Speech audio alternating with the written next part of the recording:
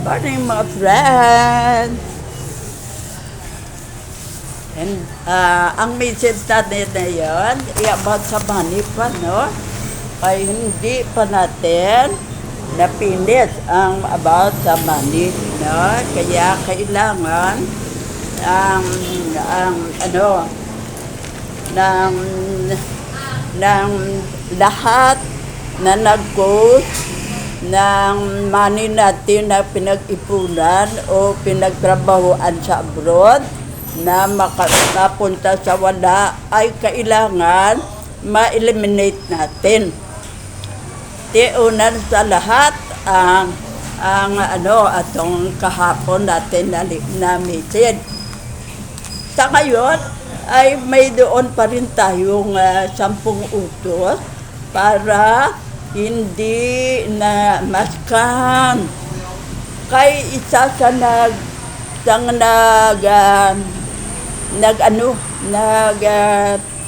lahat natin pang nag-ipunan at pinagtrabahoan sa abroad ay mapunta sa wala kung mabiktima tayo ng isa sa itong ating message sa ngayon.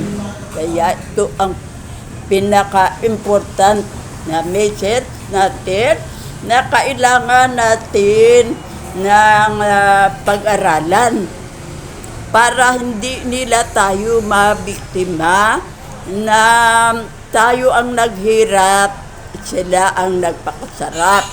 No? Kaya huwag natin silang konsintihin. No? Kaya ang gawin natin, never provide ng persons or ng person and financial information. Huwag tayong magbida.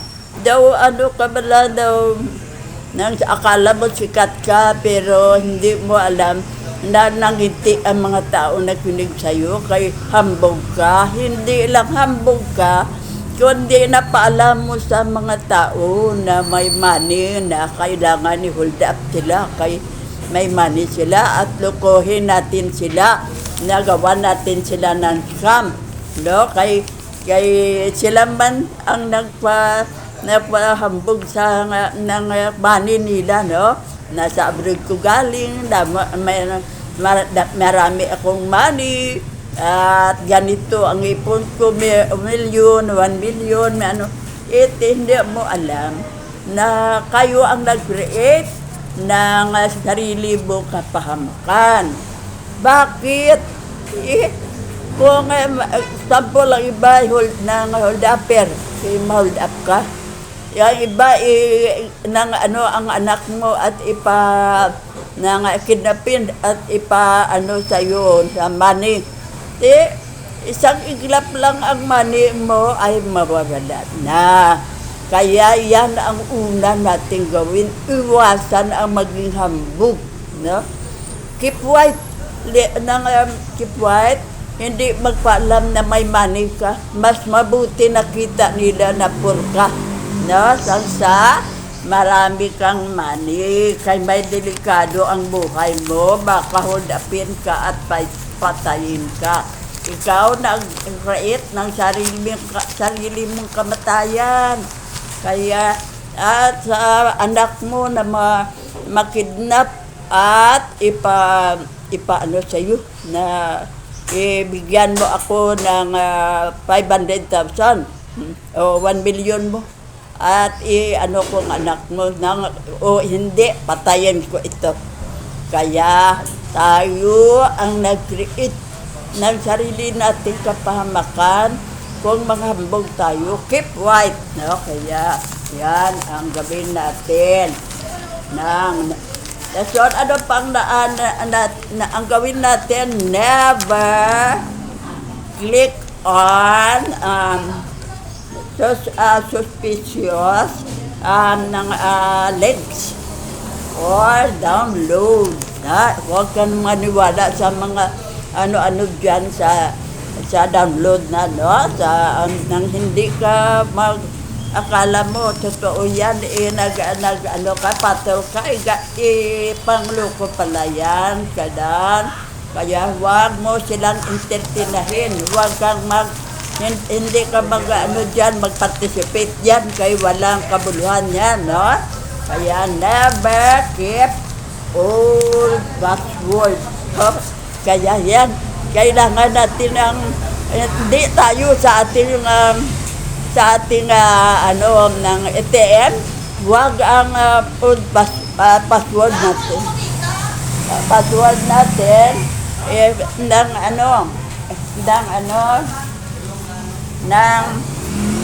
ang old password natin kailangan no,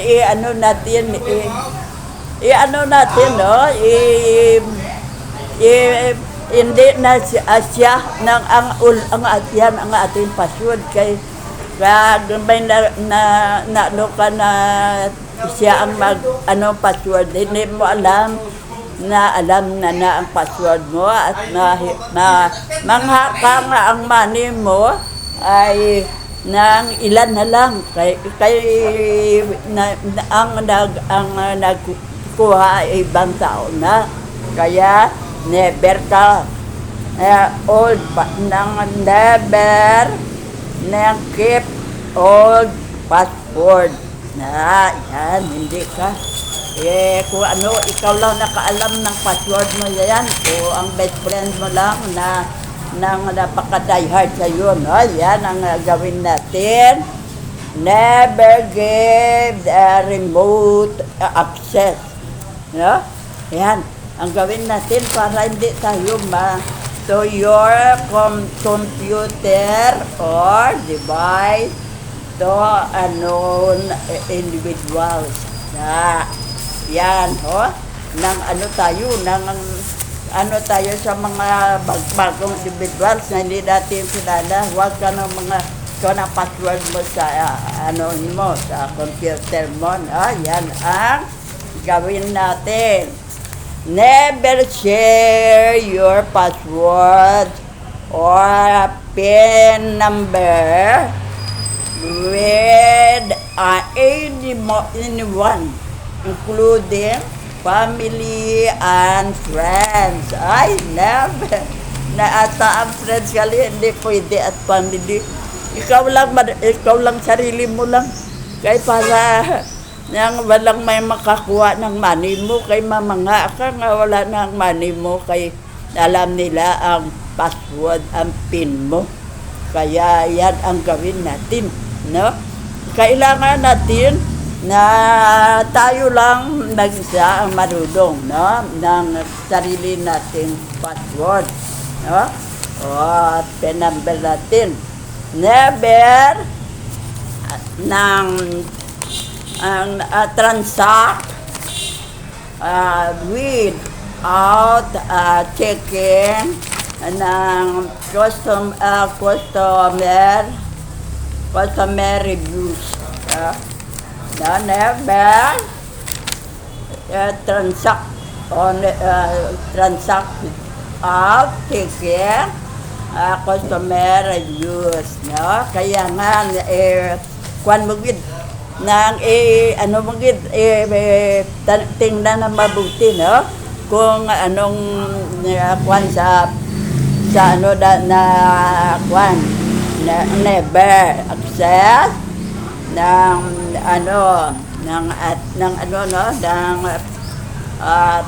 never access public Wi-Fi or internet cafe shop.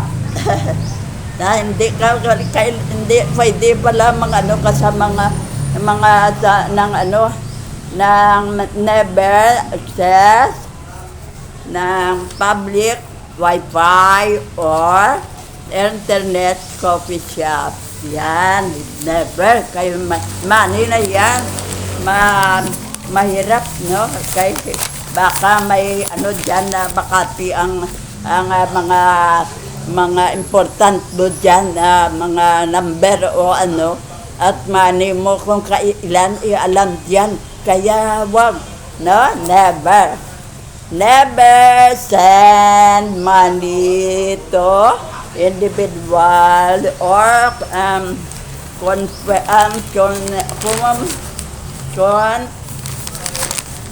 companies promising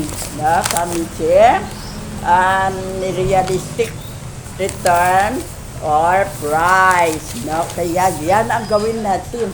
Huwag tayong sa mga transaction dyan.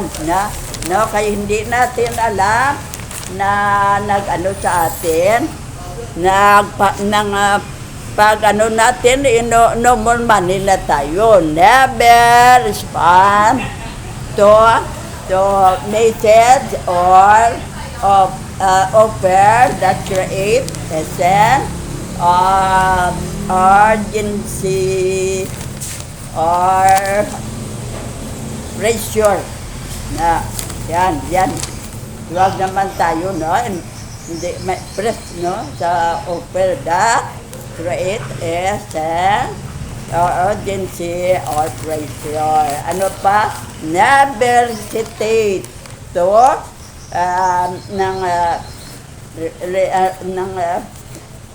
report to authorities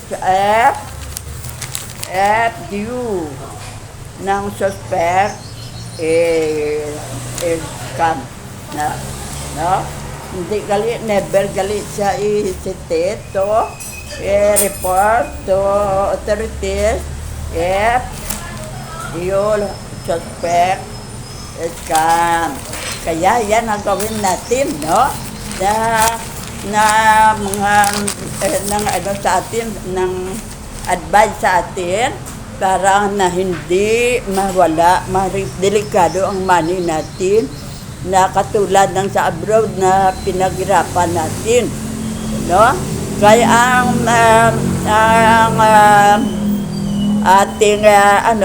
ating money na pinaghirapan isang iglap ay mawala yan. Kaya yan ang ating sundin, ang advice sa atin para hindi mapunta sa wala ang money. Pila ka years ka sa abroad at saka pila ka years mo 12 years mo kasi para mag-millionaire ka, pero kayo nagpaluko ka, balik ka sa zero, kayo mapunta sa nagloko sa'yo ang money mo. Kaya yan ang ating tandaan, no? Na una sa lahat, maski pamilya natin, kung hindi marunong ng money na padala mo dito sa abroad ka, makupunta sa wala. Kaya para siguro ka na ang money mo ay hindi mawawala, half lang ang ipadala, hindi full, no? At ang half iipon mo, i-deposit sa bank, dyan sa kung saan ka lugar. Sample, Canada ka, i-deposit dyan na pag-uwi mo ay yan ang pag mo ng money na yan, no? Para secret mo rin pagdating mo dito, sabi mo napadala mo dito ang money, wala ka ng money, kaya ang iba ay ginamit mo para makait ka doon at makabiyahe ka kung saan para may pamasahe o kung ano yung gamit mo sa buhay mo doon, doon ka sa Canada. Kaya ang gawin natin huwag magambog, no? I-keep white.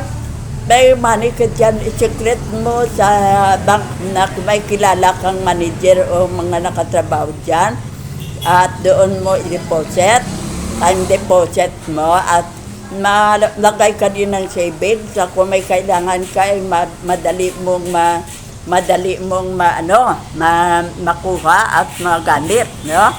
Kaya yan ang gawin natin. Kung galing tayo sa abroad, no? O seaman tayo, yan ang gawin natin, no?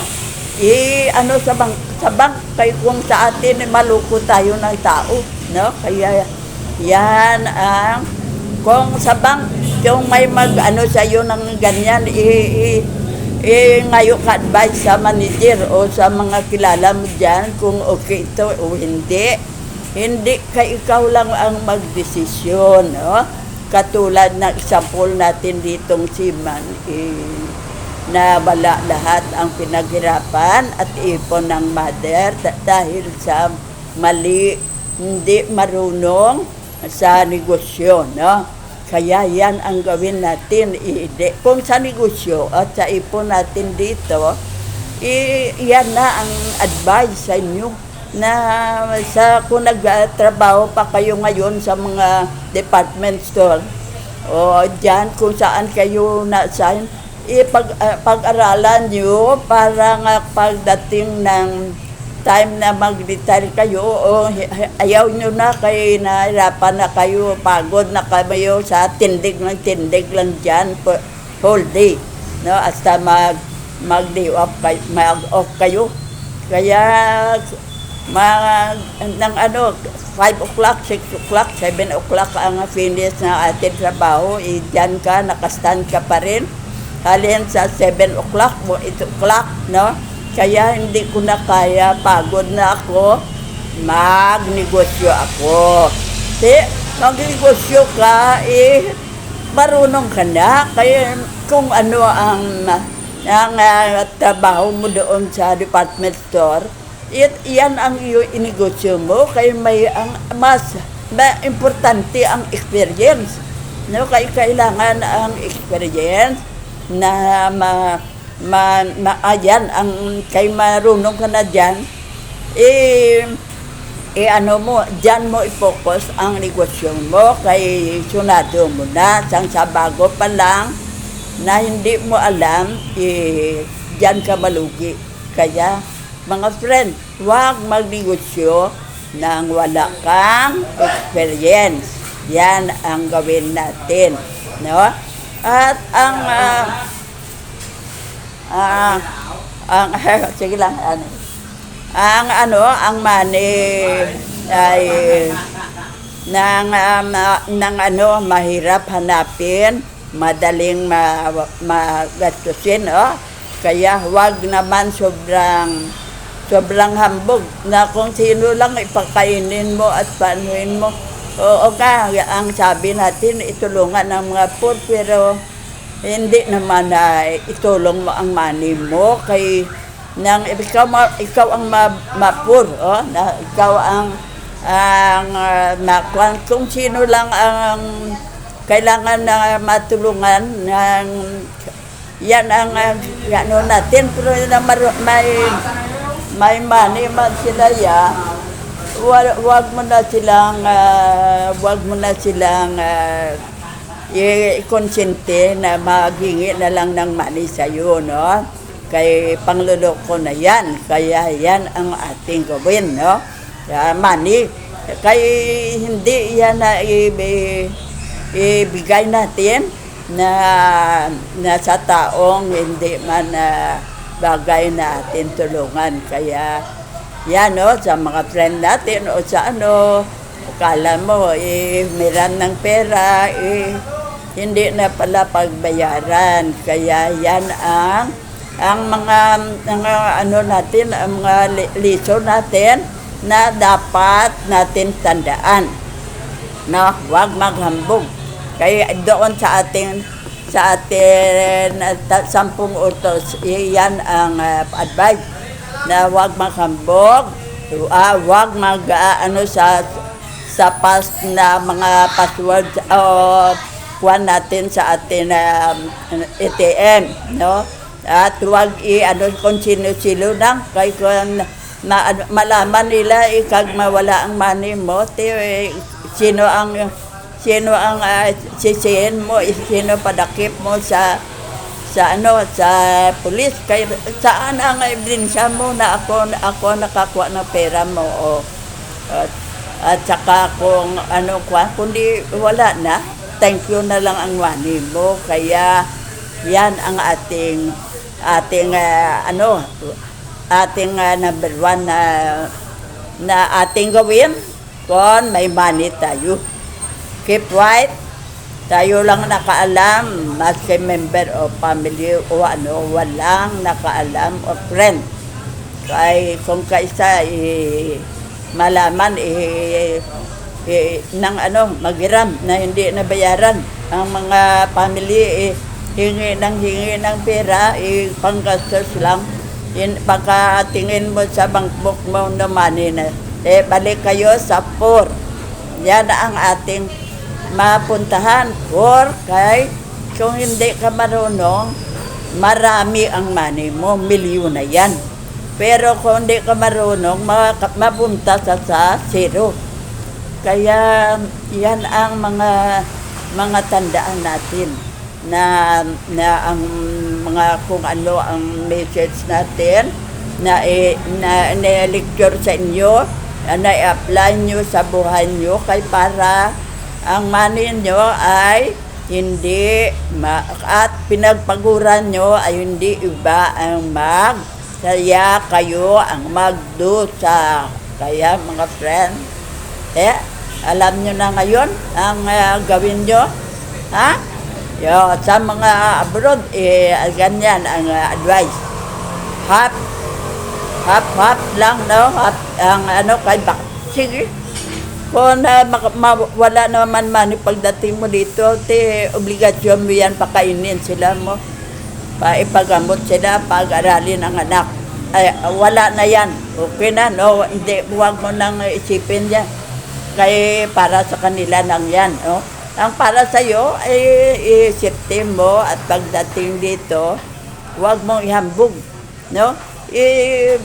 Ano mo, time deposit nang walang nakaalam, ano ka sa mga kilala mo dyan na keep quiet lang. Ito ang money ko, time deposit ko. Ito ang 100,000, 200,000 savings ko para sa panggastos ko. Yan, no? Dasun keep quiet. Sabihin mo na no money ka na, kayo napadala lahat sa ang money dito sa family mo. Kaya yan ang ating technique para hindi tayo magbalik sa 0 o hindi magbalik sa 4 na sayang ang pinagpaguran mo sa ilang taon. Kaya mga friend, tandaan, nag-ipon ka daw 10 years ka na, 2 years na lang millionaire ka na, naloko ka, balik sa 0, kaya nascan ka, balik ka sa 0, umpisa ka naman sa pag-ipon na imbes na 12 years ang nipunan mo, nag 24 years no? Kaya dahil naloko ang 12 years mo, naloko, no? Nagpunta sa scam, no? Napunta sa pangluloko at pag-hold up sa'yo o pag nang kidnap sa anak mo na ipaano sa'yo. Yan ang mga tandaan natin kung may money tayo. Ang malaki at napakadelikadong ang paghambog natin. Kaya keep quiet. Walang nakaalam sa money mo yan, kundi ang sarili mo at ang bangko na depositohan mo. No? Kaya mga friend, i-apply ang advice na ito sa buhay nyo, ha? Huwag isayangin ang money na matagal mo nang pinag-ipunan, 10 years na, 2 taon na lang, millionaire ka na. Mabalik ka sa 0, kaya huwag mo mangyari yan sa iyo. Iwasan mo yan lahat. Ang advice sa iyo na gina-advise natin, yan ang gawin mo para ang money mo ay andyan pa rin. 50 pa rin, no? Na safety pa rin at hindi ka na mabalik sa 4, no? Yan ang gawin natin. Hindi magnegosyo nang wala kang alam.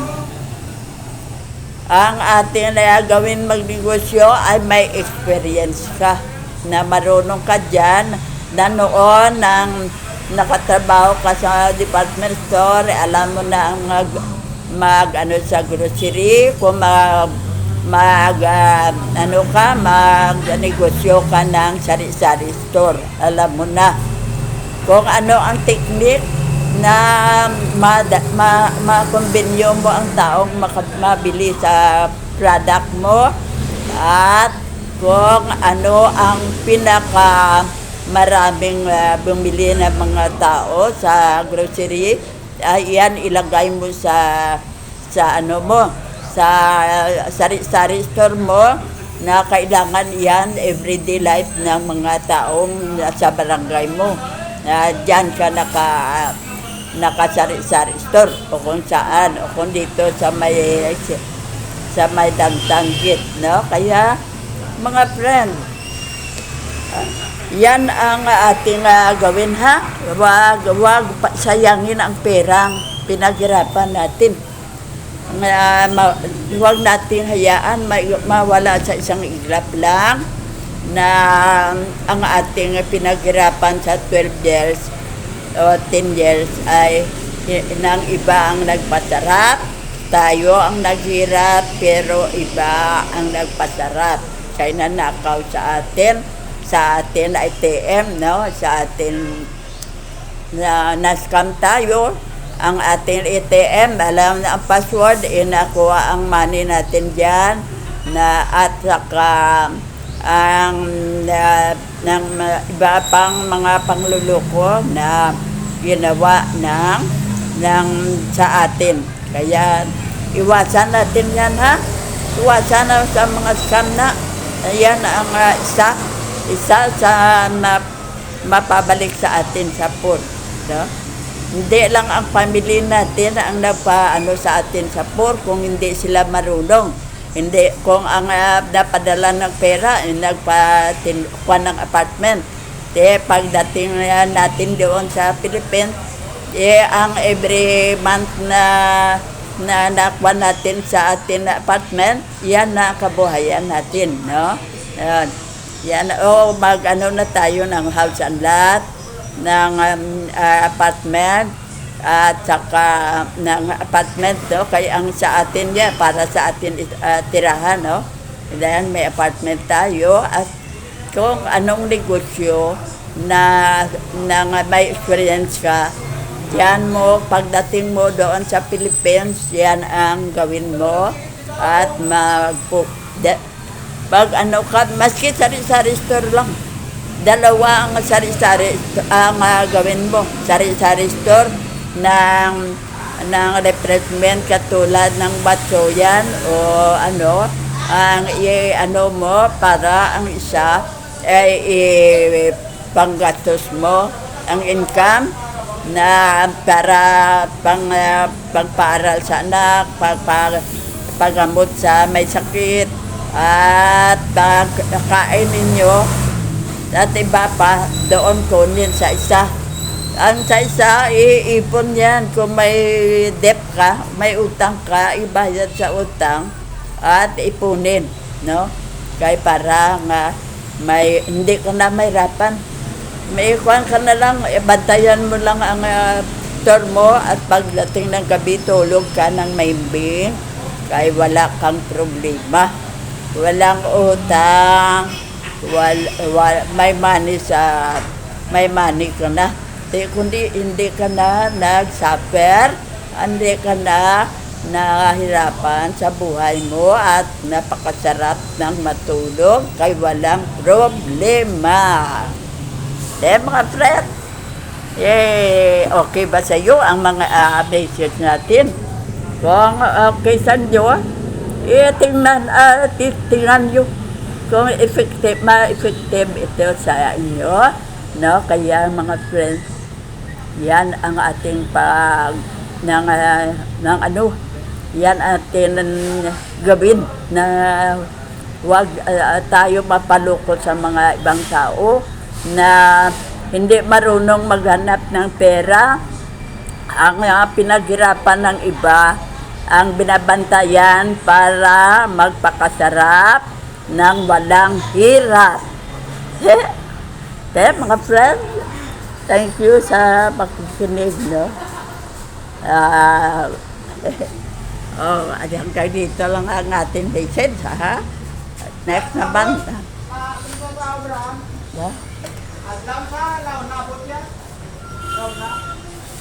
Ang sa ano na? Awa.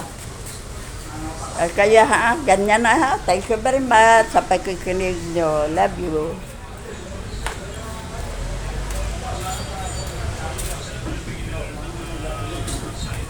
Totoo. Ano tong yung message mo? Ibutang ang title.